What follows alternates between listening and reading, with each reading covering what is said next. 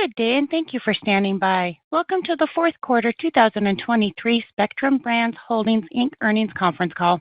At this time, all participants are in a listen-only mode. After the speaker's presentation, there will be a question-and-answer session. To ask a question during this session, you will need to press star 11 on your telephone. You will then hear an automated message advising you that your hand is raised. To withdraw your question, please press star 11 again. Please be advised that today's conference is being recorded.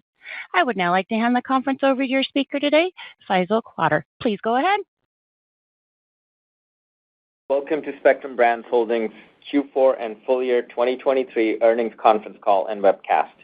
I'm Faisal Qadir, Vice President of Strategic Finance and Enterprise Reporting, and I will moderate today's call.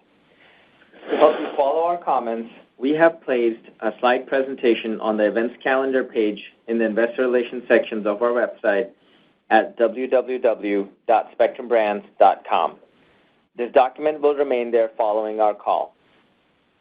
Starting with slide 2 of the presentation, our call will be led by David Maura, our Chairman and Chief Executive Officer, and Jeremy Smeltzer, our Chief Financial Officer. After opening remarks, we will conduct the Q&A. Turning to slide 3 and 4, our comments today include forward-looking statements which are based upon management's current expectations, projections, and assumptions, and are by nature uncertain. Actual results may differ materially. Due to that risk, Spectrum Brands encourages you to review the risk factors and cautionary statements outlined in our press release dated November 17, 2023, and our most recent SEC filings, and Spectrum Brands Holdings' most recent annual report on Form 10-K and quarterly reports on Form 10-Q. We assume no obligation to update any forward-looking statement. Also, please note, we will discuss certain non-GAAP financial measures in this call. Reconciliation on a GAAP basis for these measures are included in today's press release and 8-K filing, which are both available on our website in the Investor Relations section. Finally, we encourage you to listen to our remarks today alongside with reading Spectrum Brands' press release and 8-K issued today and our annual reports on Form 10-K once it is filed with the SEC. Now I'll turn the call over to David. Hey, thank you, Faisal. Good morning, everybody, and thank you guys for joining us today. As we wrap up a very challenging and rewarding year for our company, I'd like to start this call by expressing my gratitude to every member of our global team for helping navigate our business through some very difficult times in fiscal 23.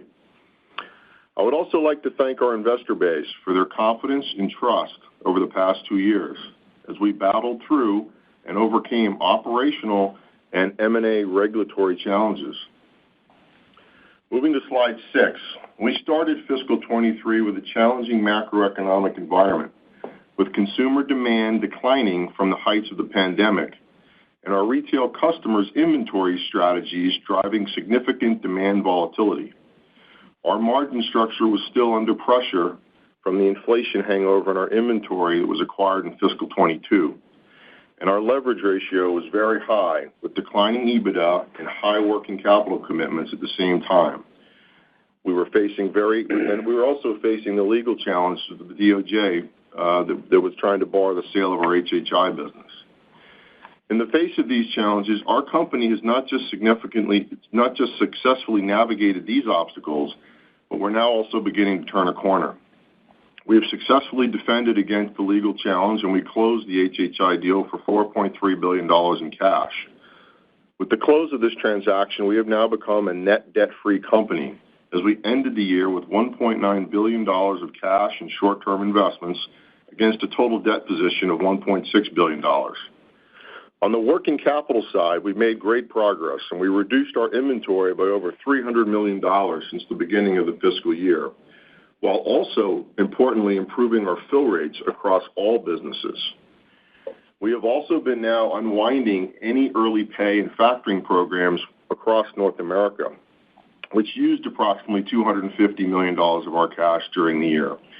We have now completed the exit of all early pay and factoring programs in North America, with the remaining cash flow impact from those exits extending into the first quarter of this fiscal year, fiscal 24. We have also improved the margin structure of our businesses and have started to invest back in our brands. Our most recent quarter marks the beginning of a strategic pivot from defending against the various headwinds that were presented to us in fiscal 23 to now leaning into the opportunities that our strong balance sheet and improving margins present for us as we enter fiscal 24. Our retail partners are enthusiastic about the partnership potential in the future, and the team is energized to embrace this new reality. We have recently hosted fireside chats, sales and marketing meetings, and product relaunches around the globe to re-energize our teams and to play more aggressively ahead of what we perceive to be deteriorating global macroeconomic conditions. With that context, I'll have you now turn your attention to slide number 7 for a quick overview of fiscal 23's results. As I mentioned earlier, this was a challenging year for the business. We faced a variety of headwinds. The difficult consumer environment and retailers' focus on excess inventory reduction impacted our results across the board, and our net sales declined by 6.8% compared to fiscal 22. We continued to experience these pressures in the fourth quarter, but the pace of the sales decline has slowed down considerably, with fourth quarter net sales decreasing by just 1.2%. Fortunately, we were proactive with our countermeasures earlier in the fiscal year, and we initiated further cost savings, following some cost-out actions during the second half of fiscal 22, including fixed cost reduction through the elimination of permanently salaried headcount, as well as a reduction in our advertising and promotional spend. All these actions were mitigating some of the EBITDA decline from the various economic headwinds. With the HHI transaction now closed and our balance sheet strengthened, we have started to invest back in our businesses during the fourth quarter, and we expect to continue this investment throughout fiscal 24. Our fourth quarter saw increases in our OPEX driven by renewed advertising and promotional spend. Jeremy will cover the fourth quarter results, including business unit performance, in more detail in his section. Moving now to slide 8. The actions we've taken in fiscal 23 have put us in a great position for this fiscal year. We are now operating from a position of strength, with a strong balance sheet, healthier margins, and a much better inventory profile. During our fourth quarter, we have started the pivot of our business from managing this company for cash to now focusing on driving long-term growth of all of our business units, driving operational efficiencies at the very same time. Our plan for fiscal 24 will build on this strategic shift and focus on 3 key elements. 1, we're investing behind our people to improve our commercial capabilities and drive a culture of accountability. 2, we're investing behind our brands and our new product roadmaps as we continue to focus on bringing fewer but bigger and better innovations to the market. 3, we're investing in our operations to drive efficiency and to reduce cost.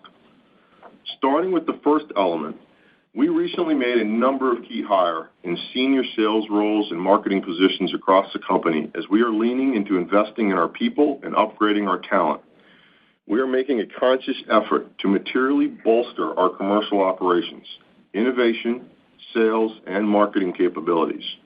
We are being intentional post the sale of HHI to invest in our culture and our people, with the goal of shifting the mindset of our organization from one of defense to one of offense. Coming to our second key area of focus, we are investing behind our brands and products. We have materially increased our advertising and marketing spend in the fourth quarter, and we're going to continue to invest behind our brands and new innovations going forward. This includes expanding into adjacent categories, as was recently demonstrated with our patented Meowie and Good and Tasty cat treats launched during fiscal 23. Expanding new innovations across several products, as we have done with our Spectracide one-shot platform, and getting behind new products in a big way, as we've just done with our first ever global Remington launch earlier this week in New York City with our innovative Remington One range of products. Third, we're investing in our operations. We want to drive efficiencies and reduce costs. These investments will come in the form of new equipment, better tools, and improved capabilities with a focus on speed and automation. That will allow us to drive manufacturing and supply chain efficiencies. The goal is simple: to lower our costs so we can continue to remain competitive in the marketplace of today. Moving to slide 9, in our high-level fiscal 24 earnings framework, we expect continued suppressed demand in our home and personal care appliance segment, particularly within kitchen appliances. With the outlook for home appliances and our decision to rationalize our product portfolio, we expect the top line to decline low single digits. From an operating EBITDA perspective, however, we are targeting growth in the high single digits, driven primarily from lower cost inventory as compared to fiscal 23, offset by increased investments in our brands, as I described earlier, as well as increased investments in our people to help us build a stronger, faster, higher growth company. We expect the cost environment to continue to ease mainly from lower ocean freight costs, but these are offset somewhat by other inflation inputs, including labor, material, and FX. We also expect some pricing pressure in the home and personal care space as the competition for shelf space there is going to remain fierce. As we set the earnings framework for fiscal 24, we are keenly aware of our need to regain investor confidence and to deliver on our commitments. We believe the fiscal 24 earnings framework provides for challenging but achievable financial goals as we head into a time of greater economic uncertainty. Now you'll hear more from Jeremy on the financials and the business units updates, and I'll be back for closing remarks. Over to you, Jeremy. Thanks, David. Good morning, everyone. Let's turn to slide 11 and look at our Q4 results, beginning with net sales. Net sales decreased 1.2%. Excluding the impact of $11.3 million of favorable foreign exchange, organic net sales declined 2.7%. Organic net sales were lower primarily due to lower consumer demand for the kitchen appliances category and the impact of our decision to exit several non-strategic categories and SKUs in our global pet care business. Gross profit increased $4.9 million, and gross margins of 33% increased 100 basis points, driven by favorable pricing compared to last year and the favorable impact of cost improvement actions, partially offset by unfavorable transaction effects. Excuse me. SG&A expense of $222 million was flat at 30% of net sales, driven by increased marketing and advertising investment in the business, offset by reduction in distribution costs related to prior year disruptions. Operating income was essentially flat at $16.2 million. Our GAAP net income and diluted earnings per share increased due to interest income, lower interest costs, income tax benefit, and a lower share count. Adjusted diluted EPS increased 183% due to the higher adjusted EBITDA, lower interest expense, and the lower share count. Adjusted EBITDA increased 52%, driven by gross profit improvements and interest income. Turning to slide 12, Q4 interest expense of $23 million decreased nearly $4 million. Cash taxes during the quarter of $3.9 million were $3.4 million lower than last year. Depreciation and amortization of $23.6 million was $900,000 higher than last year. And separately, share-based compensation increased by $6 million. Cash payments towards restructuring, optimization, and strategic transaction costs were $18.4 million, down from $40.3 million last year. Moving to the balance sheet, the company had a cash balance of $754 million, plus $1.1 billion of short-term investments, and approximately $587 million available on our $600 million cash flow revolver. Debt outstanding was approximately $1.6 billion, consisting of approximately $1.5 billion of senior unsecured notes and $86 million of finance leases and other obligations. Additionally, as mentioned earlier, we once again ended the quarter in a net positive cash position. In October, we refinanced our revolver, reducing the total facility to $500 million to reflect the smaller size of our company after the HHI sale, and we extended the maturity to 2028. Capital expenditures were $14.7 million in the quarter versus $18.7 million last year. Let's turn now to slide 13 for an overview of our full-year results. Net sales decreased 6.8%. Excluding the impact of $51 million of unfavorable foreign exchange and acquisition sales of $89.9 million, organic net sales decreased 8.1%.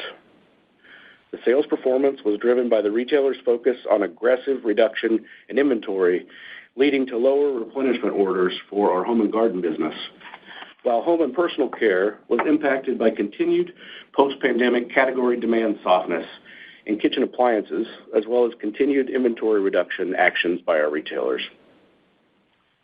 The global pet care business sales were only slightly lower despite category declines in aquatics and our decision to exit certain unproductive SKUs, as companion animals showed resilience and posted another year of growth. Full-year gross profit decreased by $66 million, and gross margins of 31.7% increased 10 basis points, while the second half of the year gross margin of 34.4% increased by 150 basis points compared to last year, as we continue to improve our margin structure across all businesses. Adjusted EBITDA increased 7% despite the sales decline, primarily driven by interest income, gross margin improvement, and a reduction in operating expenses.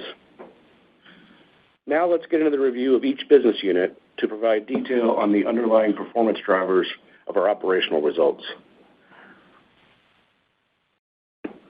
As you turn to slide 14, we'll look at global pet care.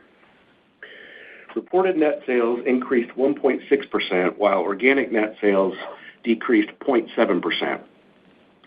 Higher sales in our core companion animal categories were offset by the impact of portfolio rationalization as we exit from non-strategic categories, as well as softness in aquatics. Companion animal sales, particularly consumables, continued to show growth as favorable pricing more than offset unit declines due to slowing category demand. The aquatics category sales remain challenged compared to last year as consumer demand continues to reset from pandemic highs. However, the aquatics category grew sequentially compared to the third quarter, providing some positive momentum. Sales in the EMEA region grew despite continued pressure on consumers from inflation that has reduced from recent months but is still above historic trends.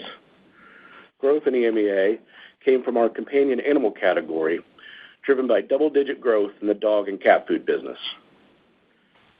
From an innovation perspective, our new patented Meowie and Good and Tasty cat treats are performing well. We launched these products during the fourth quarter, first on Chewy.com and then expanded to Amazon, with more new distribution coming this quarter. Our savory spoonables are truly unique in the market and have already garnered strong consumer reviews and subscription uptake. In the aquatic space, we launched our Tetra STEM kit in the U.S. More than 65% of adults with aquariums had an aquarium as a child, so the STEM kits are a perfect way to capitalize on the educational segment to engage young consumers by bringing them into the category, helping them succeed, and hopefully become lifelong aquatics enthusiasts. We plan to introduce additional STEM products in the coming months. Adjusted EBITDA increased 10.5% to $53.5 million, driven primarily by the impact of net positive price, including the incremental pricing actions in the EMEA region earlier in the year. Q4 EBITDA also benefited from favorable mix due to the exit of low-margin SKUs and our continued focus on cost reduction measures, including the fixed cost restructuring from the first half of the year. This was partially offset by advertising investments in the business, focused on driving short and long-term volume growth. We feel great about the margin profile of the business and believe that the business is in a strong position, as evidenced by the adjusted EBITDA of over $50 million for a second consecutive quarter. However, we are preparing for low sales and EBITDA growth in the short run, as we have the continued impact of our SKU rationalization efforts in the first half of 2024, and as we continue to improve our overall inventory health and sell off aging and other discontinued inventory at a discount. Although we are closely monitoring consumer behavior and trends, particularly as it relates to discretionary spending patterns within the pet space, we remain confident about our position in the market with improved margin structure and the strength of our brands. We are shifting our focus to strategically investing more in advertising and trade promotion to engage consumers, drive consumption and top-line growth, and increase our share. Overall, we expect the positive trends in companion animal consumables categories to continue, albeit at a slower growth rate, and remain cautious about certain categories within the pet specialty channels, such as aquatic environments, as the rates of new entrants settle to at or even below pre-pandemic levels. With the continued slow aquatics recovery and additional carryover impact of the exit of unproductive SKUs and categories, we expect fiscal 24 to be at a lower top-line growth than our long-term target for global pet care. Now we'll take a look at Home and Garden, which is on slide 15. Fourth quarter reported net sales increased 7.2%, driven by investment in advertising and marketing, along with favorable weather conditions. POS for both controls and household repellent categories showed growth versus last year, while the personal repellent category POS declined during the quarter. Controls outpaced the category as Spectracide experienced double-digit POS growth and continued to gain share. Our Hot Shot brand also posted double-digit POS growth during the quarter. We increased our advertising investment and utilized highly targeted conversion tactics to help drive POS. Some of the increased advertising and promotional spend was focused on Spectracide. Floor care and restoration POS remained below last year and below our expectations as demand for cleaning products continues to decline post-COVID. We did see improvements sequentially as we increased investment in the category. We will leverage the positive momentum in our brands as we see consumers continue to recognize the efficacy and strong value of our products. We expect to continue to invest behind the Rejuvenate brand to drive consumer engagement, higher POS, and eventually expanded listings. As we mentioned earlier, the shift in retailer strategy to maintain significantly lower inventory levels compared to 2022 continued to play out in our results.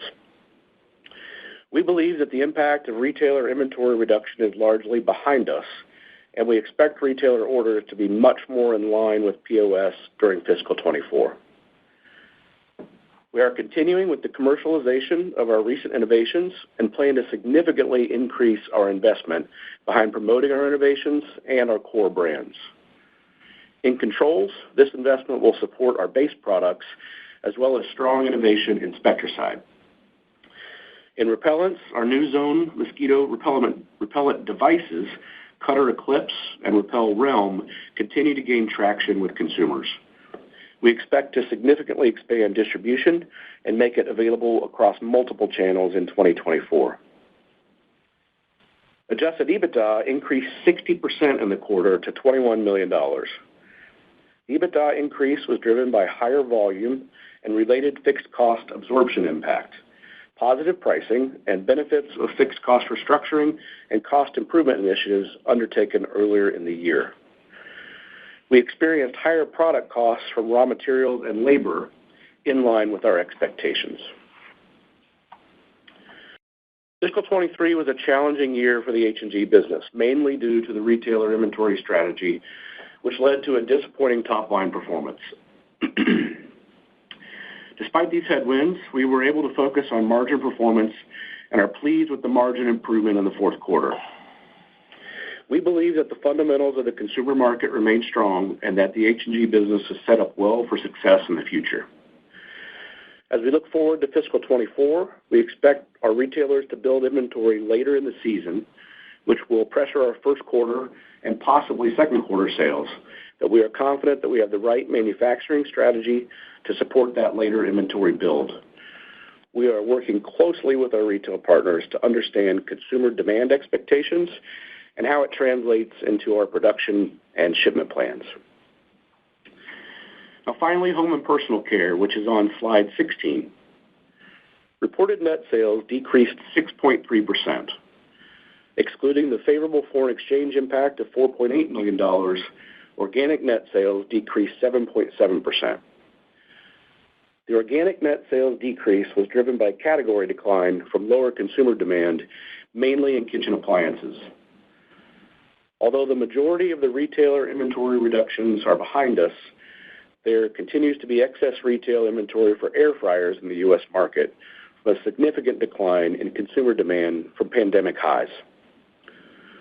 Overall, kitchen appliance sales experienced double-digit declines in the quarter, but were partially offset by growth in personal care and double-digit growth in garment care.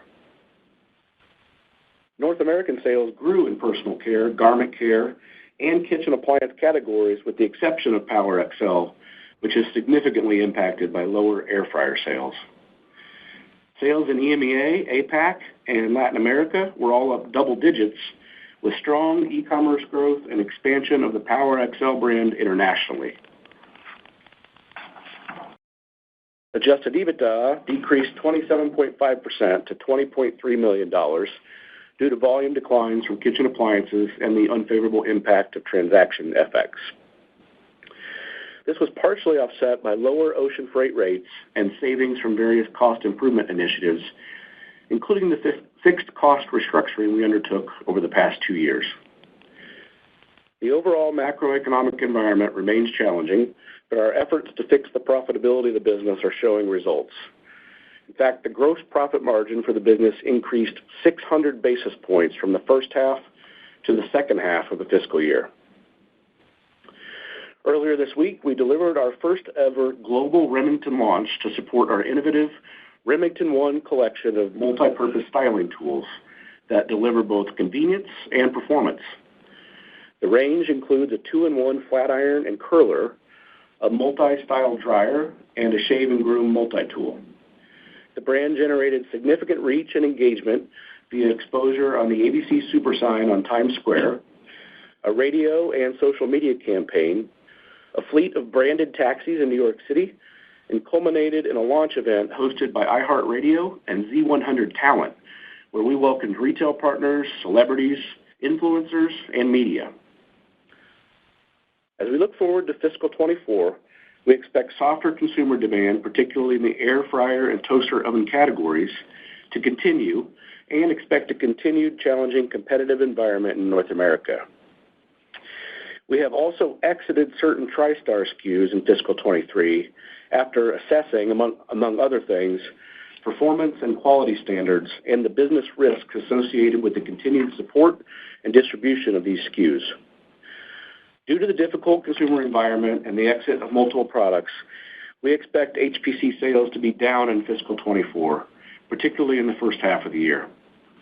However, despite the top-line challenges, we expect continued improvement in profitability as we benefit from various cost improvement initiatives and comparison to prior year higher cost inventory. Turning to slide 17 and our expectations for 2024. We expect net sales to decline low single digits, driven by HPC, with foreign exchange expected to have a negative impact based on current rates. Adjusted EBITDA, excluding investment income, is expected to grow in the high single digits, driven primarily from lower cost inventory as compared to fiscal 23, offset by our investments in brands and people. As mentioned earlier, we expect the cost environment to continue to ease, mainly from lower ocean freight, while other input inflation remains relatively mild. We also expect some pricing pressure in the home and personal care space, as the competition for shelf space is expected to remain fierce. From a phasing perspective, we expect the impact of demand pressure in the home and personal care segment to be more pronounced in the first half, and particularly in the first quarter of fiscal 24. Our home center customers for the home and garden business are also expected to wait until spring to take on inventory in preparation for the summer season. These factors, along with the product portfolio rationalization impact in the global pet care business, will pressure top-line comparisons to last year in the first half. Turning to slide 18, depreciation and amortization is expected to be between $115 and $125 million, including stock-based compensation of approximately $15 to $20 million. Cash payments towards restructuring, optimization, and strategic transaction costs are expected to be approximately $40 million, down from $85 million in fiscal 23. Capital expenditures are expected to be between $75 and $85 million. Cash taxes are expected to be between $45 and $55 million. And for adjusted EPS, we're using a tax rate of 25%, including state taxes. As a reminder, we are projecting to be a U.S. taxpayer in fiscal 24. To end my section, I want to echo David's opening comments and thank all the members of our global team for their strong efforts during some very challenging times for Spectrum Brands during fiscal 23. I am confident that we have the right actions in place to make fiscal 24 a successful year for us. But before I turn the call back to David, I would like to let our investment community know that we are transitioning our investor relations responsibilities from Faisal to Joanne Chomak, our Senior Vice President of Tax and Treasury. Faisal's been doing IR for the last 2 years. I know we've all enjoyed getting to know him. He's done a great job. And Joanne's going to do the same for us. It's a great opportunity for our finance leaders to meet our investment community, as well as you guys get to see the talent that we have in our company. So thanks to both of them. So this quarter on your calls over the next week, Faisal will lead and Joanne will be shadowing. And next quarter we will reverse. Faisal's not going anywhere. He's going to get back to his day job of strategic reporting, enterprise finance, and supporting our global pet care business. Over to you, David. Hey, thank you, Jeremy. And everyone, thanks for joining us again. At this point, let's take a couple minutes and just recap some of the key takeaways. I think you'll find that on slide 20. First, our fourth quarter financial results conclude a very challenging fiscal 23. We saw sales pressure from continued declining consumer demand for goods and expanding inventory, customer inventory actions, which drove significant top-line pressure for us. However, we proactively took swift action to reduce costs and implemented strict spending controls to get through the leaner times. We believe with our balance sheet now strengthened and our margin profile improved, we're beginning to turn a corner. Secondly, our business is well positioned and the time is right to start investing back in the business to fire up our growth engine. We are focused on bolstering our commercial operations, innovation, sales, and marketing capabilities, and we're leaning into investing in our people and upgrading our talent. We also remain focused on launching fewer, bigger, better initiatives and truly fueling them by investing resources behind the initiatives for successful commercialization. Third, we're investing in our operations, driving efficiencies and reducing costs. We will invest in our facilities and our supply chain capabilities to lower our product costs to remain competitive in today's marketplace. Lastly, we expect low single-digit net sales decline for fiscal 24. However, we do expect adjusted EBITDA to grow in the high single digits during the year without considering the impact of our investment income. We expect fiscal 24 to continue to be in a challenging environment, but we believe we've got the right strategies to succeed in the times ahead. Although we've had a tough couple years, I believe we're very well positioned to improve our operating performance in fiscal 24. Fiscal 23 was all about repelling our legal challenges and recapitalizing our balance sheet. Today, we are now reinvesting in our people and our brands with the goal of rebuilding our P&L. We are optimistic that fiscal 24 will show returns on these investments, and we believe our operating performance should accelerate into fiscal 25. I remain very optimistic about the future of our company. I believe we are well positioned to execute on our operational goals, deliver improved business performance, and deliver significant value to all of our stakeholders. We can now go back to Faisal for questions. Thank you, David. Operator, we can go to the question queue now. Thank you. As a reminder, to ask a question at this time, please press star 11 on your telephone and wait for your name to be announced. To withdraw your question, please press star 11 again. Please stand by while we compile our Q&A roster. And our first question is going to come from the line of Nik Modi with RBC. Your line is open. Please go ahead. Thank you. Good morning, everyone. Hey, Nick.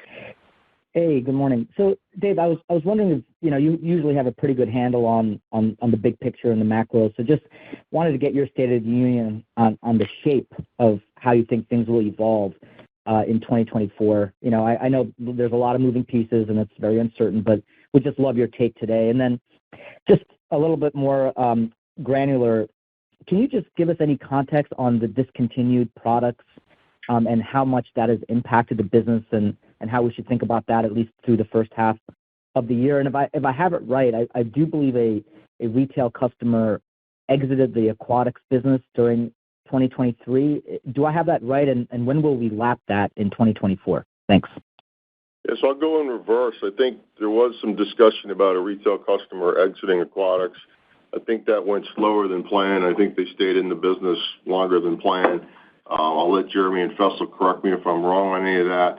And then one piece you had in there is, we're discontinuing a bunch of SKUs. Look, 23, we dealt with a numerous amount of operational challenges, and I really wanted to get into 24 in a very healthy manner. And so I pressured all business units to really kind of clean themselves up. If we had certain margin thresholds weren't being made, if certain inventory turns weren't being achieved, we want to exit those things. And again, I'll let the team tell me if I get anything wrong, but we exited, I think, 1,000 SKUs in pet, and there's a tail piece of that that's bleeding into Q1 of this year. But it's part and parcel with just wanting to put the sins of the past behind us. Inventory was super heavy, at retail, and we suffered with that, and I don't want to bring any of that stuff into fiscal 24 with us. And then, we made significant new hires in our working capital S&OP processes just over a year ago, and we've been very deliberate on making sure that the inventory we carry is A and B stuff that moves fast, it's got good margins, and it's got good vitality, and we're going to continue to improve the quality of our inventory as we go through 24. In terms of macroeconomic stuff, I'm definitely not an economist. I appreciate your confidence in me, but I've been dead wrong, Nick. I really thought that the Fed's actions would have resulted in a much slower economy by now. Mortgage rates, the cost of mortgages being 2.5%, 3%, and, getting up to 8%, as we exited the summer into the fall here in the U.S. I really thought that would put the brakes on things, and we've had an amazingly resilient consumer here in the U.S., and our businesses have continued to do well in Europe as well. So, look, maybe now's the time when things cool off. I certainly, my personal view is that there won't be as many American tourists in Mykonos next summer as there were in the summer of 23, and I think some of that experience and travel expenditure will come off, and hopefully that'll benefit us. Quite frankly, this company's got a history of making really great products at a great value. We're definitely trying to get back to our roots, in Hot Shot and a number of areas where we're investing heavily in productivity to make sure those unit costs are down. And so we want to be the optically obvious value choice for consumers as we get into spring of next year. And hopefully people are in and around the home a little bit more, in calendar 24 than they were in 23, and maybe that benefits us. But I definitely see a weakening of the consumer market. And I think it's just prudent to plan on that continuing to get a little bit worse, as we look at over the next 12 months. Yeah, and I just add, Nick, to get granular on the modeling question, consistent with Q3, GPC SKU rationalization is kind of circa $10 million per quarter hit to the top line. In Q4, it should continue in the first half of 24 at about that level, and then it'll wind down. And HPC probably in Q1 and Q2 is about a similar level. That's the headwind in the first half. Excellent. Thank you so much, guys. Yep. Take care. Thank you, Nick. Thank you. And one moment as we move on to our next question.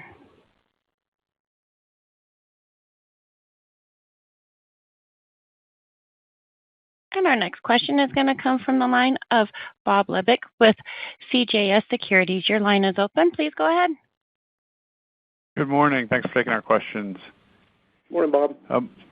Hey, so I wanted to start, obviously, you got through a difficult fiscal 23 as you described, and this year, fiscal 24 is, poised to rebound, investment in brands and people, et cetera.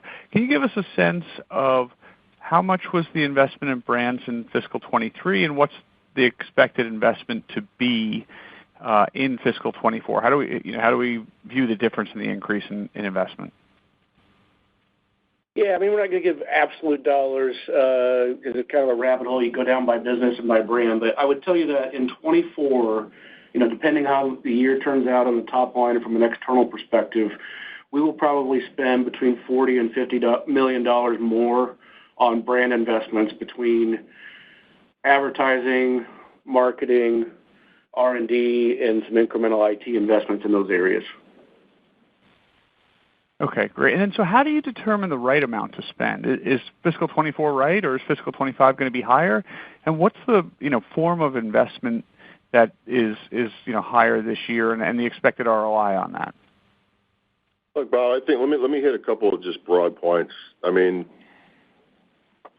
it's very recent history, right? But we only closed the deal and got liquid in June, this year.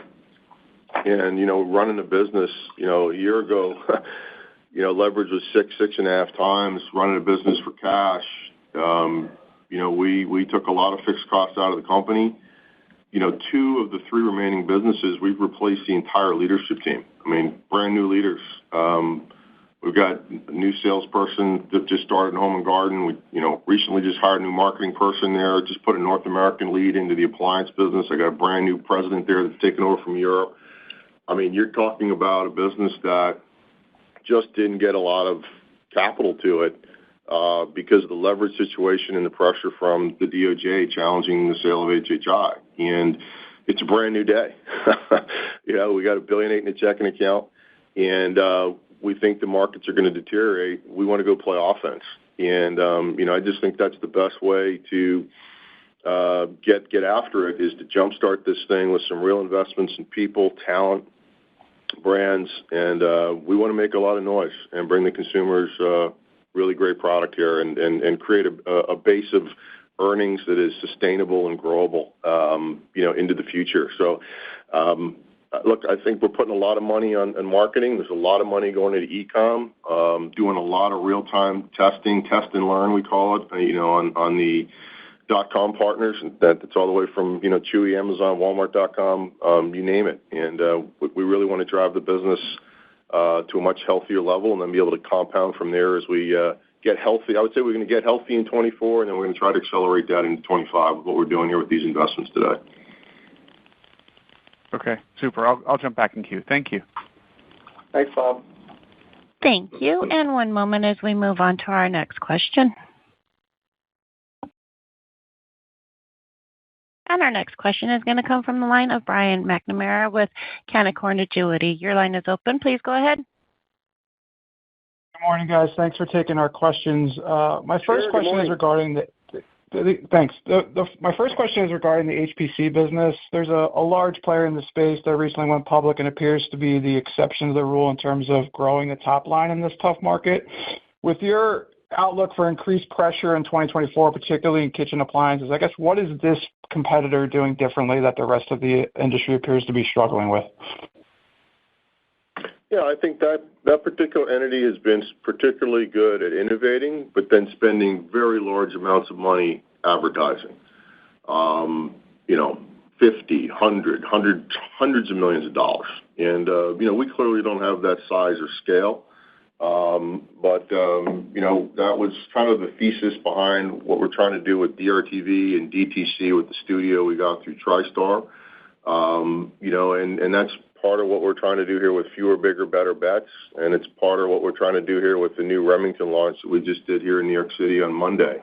So it's get product that's driven by consumer insight, and it's, test that product, try to make it a fatter pitch, and then put real money behind it. And, that's definitely a strategy that has worked for them. And we're going to try that playbook where we think it can work for us. Great. That's helpful. And then secondly, what are your capital allocation priorities this year, particularly share buybacks as you move towards your target net leverage ratio of 2 to 2.5 times? Thanks.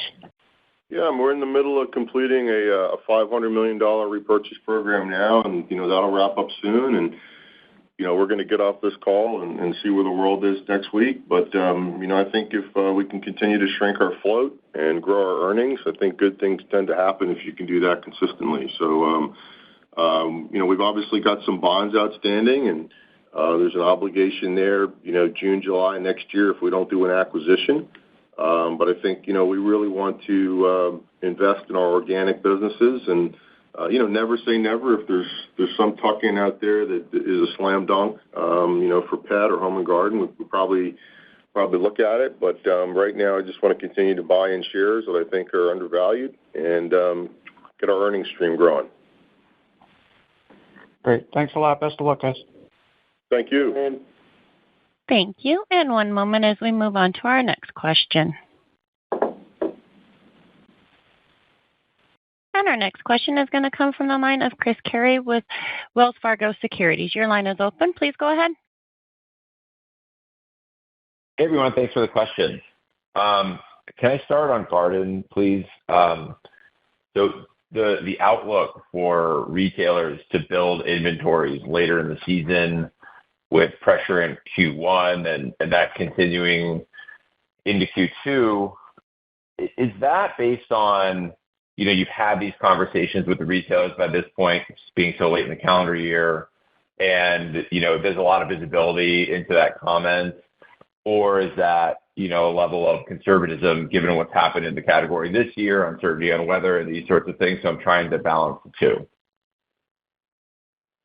Yeah, I think it's a little bit of both, Chris. I think, obviously, we're coming off of two tough seasons, particularly this last year where I think our retailer customers, behaved differently than we expected. So I do think our connectivity and understanding of their strategies is much better than it was a year ago. I think their strategies, frankly, have stabilized. I think their strategies changed a lot as the year progressed last year. So, it's a bit of knowledge from them. They understand that, we have limited manufacturing for a business that's so seasonal, so they have to be very communicative to us to make sure that they have the product when the consumer arrives. So it has to be a really tight partnership. But I also think it does make sense to start the year conservatively given the past couple of years. That said, we're really encouraged by Q4, where, a stronger POS than both we and the retailers expected because of a late warm season continued the season longer, and because of those lower inventory levels that they have now, we immediately saw replenishment orders and really kind of outperformed where we thought we would be in Q4. So I think that's a good sign that our strategy is right as we head into 2024. It's just, given 2 years of organic sales growth declines, one would think inventories are much cleaner by this point, and specifically if POS was better. So is this excess inventories going into next year, or retailers managing a tighter inventory load than what they've typically done? Yeah, honestly, I think that's a possible outcome. I think it could be much better if we have a strong season. But again, I do think it makes sense to start the year thinking about it prudently, and recognizing that business has changed a bit over the past couple of years, like it changed a bit during the couple of years of the pandemic, and being cautious on the forecast, to David's earlier point, making sure that we're putting out numbers that we know we can achieve and we can satisfy our shareholders. I think that is the right thing to do as we start fiscal 24. Okay, that makes sense. Just one last one, then I'll hop back in. The outlook for sales this year, can you just maybe give some context on your expectations for pricing relative to volume? I would imagine volume down, but given you don't disclose that line item, maybe any additional context there would be helpful. Yeah, I think as you look at pricing for 24, kind of across the businesses and regions, I actually think that we're going to be relatively flat. I think there's going to be some areas where the competitive situation will require us to give some price, and I think there's going to be some strategic areas in revenue growth management where we can take a little bit of price, but net, I think it's going to be a neutral year. So we're really looking predominantly at volume for the low single-digit sales decline that we're calling, and again, predominantly coming from the HPC business. Okay. Thank you both. Thank you. Thank you. And one moment as we move on to our next question. And our next question is going to come from the line of Peter Grom with UBS. Your line is open. Please go ahead. Thanks, operator, and good morning, everyone. So maybe just to start, David and Jeremy, how would you characterize the degree of conservatism embedded in the outlook? And then, Jeremy, just a lot of commentary to suggest that, despite confidence in the full year, it's going to be a tough first half, retail ordering patterns in H&G, tough start in GPC, weaker one half in HPC. Can you maybe put a finer point in terms of how we should think about the phasing from an EBITDA perspective? And I guess just building on that, what drives the confidence that the second half will show, improvement following what, seems to be a pretty tough first half year? Thanks. Yeah, I think first we start with where do we see our markets in Q4, the quarter we just came off of. What are we hearing from consumers? What are we hearing from our retail customers? And I think, essentially we have baked that environment into what we think for 24, probably with an additional level of conservatism based on an expectation that we have, as David said earlier, that economic conditions globally, but particularly in the U.S., will likely get a little bit worse than they've been the last couple of quarters in fiscal 24. So we take all those things into account. That's really how we built our forecast. I think our comments around the first half are very specific to situational issues, not necessarily macro issues in our specific categories and businesses that we just want to point out that will impact, how the first half plays versus the second half. But, as you look to this year, what we don't have is some, step function change quarter to quarter in expectations for consumer demand and or margins.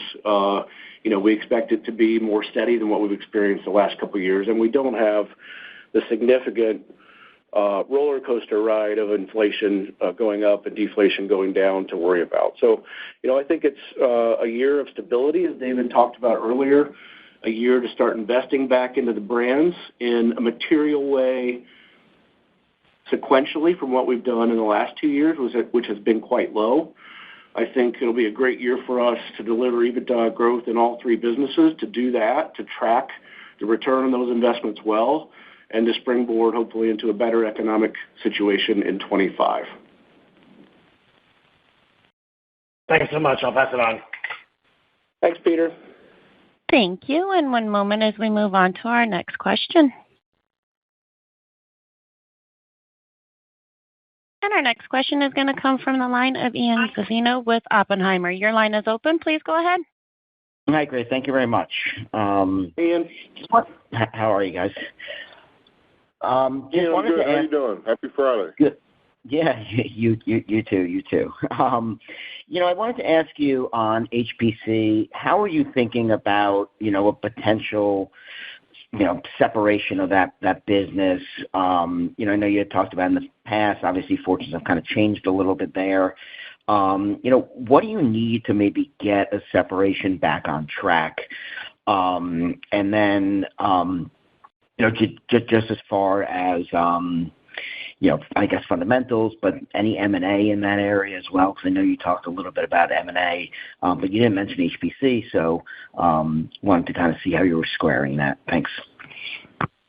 Yeah, look, we continue to want to stand that up and build a separate appliance business. But right now we're trying to get it back to health, and I think we're making some improvements there. We just had a 600 basis point expansion in the profitability of it, in the back half versus the first half. And, we got a lot of work to do there. We just relaunched Remington globally. I've got some new talent in that business that I'm optimistic about. And I think while I think competition remains fierce, I think there's going to be some rationalization too. We've seen a bankruptcy in the space. I think that, retailers are going to want what we're preparing to give them, which is fewer, bigger, better innovations. We typically have brands that have good value price points, as I think people are going to watch their spending on durable goods. They'll be tighter with that spending. They'll probably look for value price point product. And so I think if we can put a couple of quarters of better operating momentum together, then I think that improves our odds of accomplishing our goal. I've not been shy about expressing my view that I do like the idea of a combination that's synergistic and brings scale and allows us to get additional upside as shareholders. We've certainly been down that road in the past, however unsuccessfully, and we'll just have to see how that plays out. But I think, as current owners of the business, it behooves us to get that thing in a better financial state and get some real earnings growth and operating momentum under it, and then the options available to us should improve. Okay, and then I don't mean to put you on the spot here, but, when you think about earnings potential of that business, I think you threw out something along the lines of like $120 million or something along those lines. Is that how you still feel about that business? Has anything changed there? Just kind of given the environment and what you've seen recently. Yeah. Look, let me hit it head on. Look, you're not putting me on the spot at all. Look, our pet business is run rating over $200 million EBITDA now, right? You saw a 53 print in the quarter. Home and Garden had a very good quarter, we just reported. But we haven't seen a great Home and Garden selling season going on 3 years. So we don't want to get over our skis on that. Let's see how March and April plays out. One of the earlier questions there, we had a big retailer dedicate a lot of space to electronic, battery-operated, landscape equipment. I'm not sure that went awesome, but maybe we get some space back there. So, let's just see how that goes. But I think we can rebuild the earnings power at Home and Garden. Your specific question around appliances, look, we got a $1.2 billion business. And, this business used to be able to do high single-digit, low double-digit EBITDA margins. It's just, I believe you're seeing so much distortion in that industry because you had this giant demand caused by COVID. And because the retailer couldn't get enough product from us or anybody else, they bought from anybody. And so I think you had a lot of fly-by-night guys get involved in the business, hawking product from China at little to no margins with tons of recalls, and it's really damaged the economics of the space. But as that rationalizes and people go bankrupt and consolidation happens and retailers understand, hey, guys like us are in it to win it, we're here to stick around and be here for the long term, we gain back margin structure. And, I think if we can, through better talent and global marketing operations like we just demonstrated with Remington One launch in New York, if we can start to rebuild that margin structure, clearly a 10% margin on $1 billion of revenue that's the number you just quoted. So I don't think we're going to get there in 24, but I think we can lay the foundation for it in 24 and maybe set up to it in 25, 26. Yes. All right, great. Thank you very much. Thanks, Ian. Thank you. And one moment as we move on to our next question.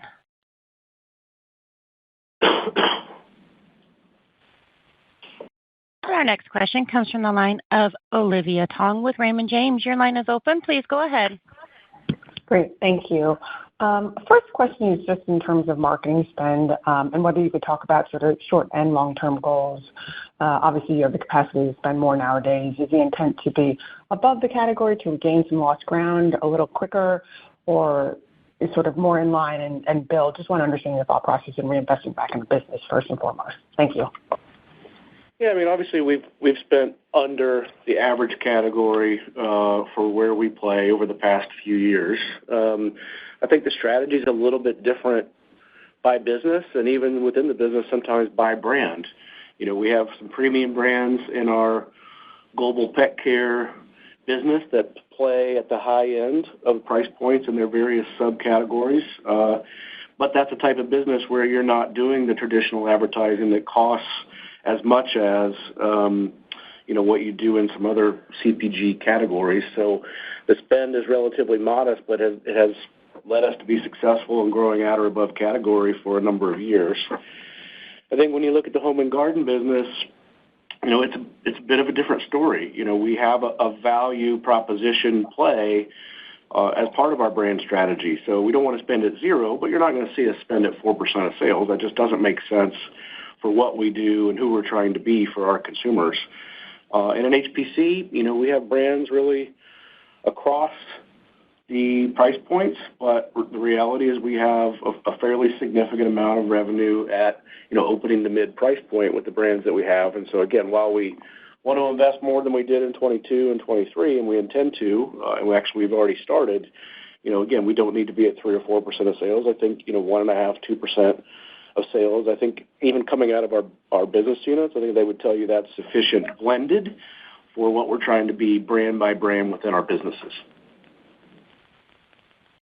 Got it. And then just in terms of thinking about profitability by division, if you compare this year's EBITDA margin to pre-COVID levels by segment, we're still quite a bit below, particularly on HPC and Home and Garden. But Pet's actually not that different. So as you think about rebuilding that EBITDA, can you talk about the divisions where do you see sort of greater progression early on versus those that will take a little bit longer to materialize?